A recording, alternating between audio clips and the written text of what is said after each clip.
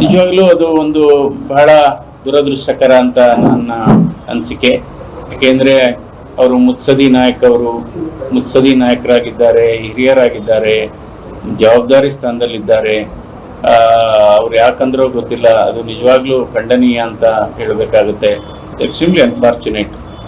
ರಾಜ್ಯದಲ್ಲಿ ದ್ವೇಷ ಭಾಷಣ ಕಾಯ್ದೆ ತರೋದಕ್ಕೆ ಕಾಂಗ್ರೆಸ್ ಹೊರಟಿತ್ತು, ಅದನ್ನು ತಂದೆ ಕೂಡ ಇಷ್ಟಾದ್ರೂ ಅಂದ್ರೆ ಯಾವುದೇ ಪಕ್ಷದ ಹಿರಿಯ ಈ ತರ ಮಾತನಾಡ್ತಾರೆ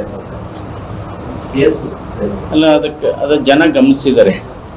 ಯಾಕೆಂದ್ರೆ ಅವರು ಆದರ್ಶವಾಗಿ ಮಾತಾಡಬೇಕಾಗುತ್ತೆ. ಆ ಸ್ಥಾನದಲ್ಲಿದ್ದವರು ಆದರ್ಶವಾಗಿ ಹಿರಿಯರು ಉನ್ನತ ಸ್ಥಾನದಲ್ಲಿದ್ದಾರೆ. ಒಂದು ಇಡೀ ದೇಶದ ಕಾಂಗ್ರೆಸ್ ಪಕ್ಷದ ಮುಖಂಡರಾಗಿದ್ದಾರೆ. ಯಾರೂ ಮಾತಾಡಬಾರ್ದು, ಆ ಥರ ಯಾರೂ ಮಾತಾಡಬಾರ್ದು.